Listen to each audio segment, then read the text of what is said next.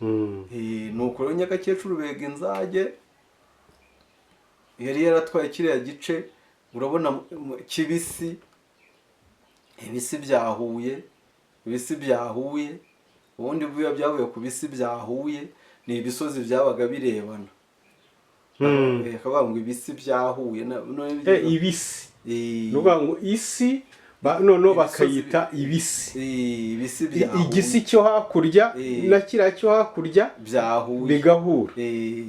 Bahita mu bisi byahuye, gutyo hazamo isaku ritinda, ariko ni ibisi byahuye. Nyagakecuru arahayobora n'ingabo ze Imparabanyi n'imitsindo yagiraga, ngo yari umurozi Kabombo. Noneho uzi ko yagiraga inzoka y'uruziramire, intasi zo kwa Ruganzu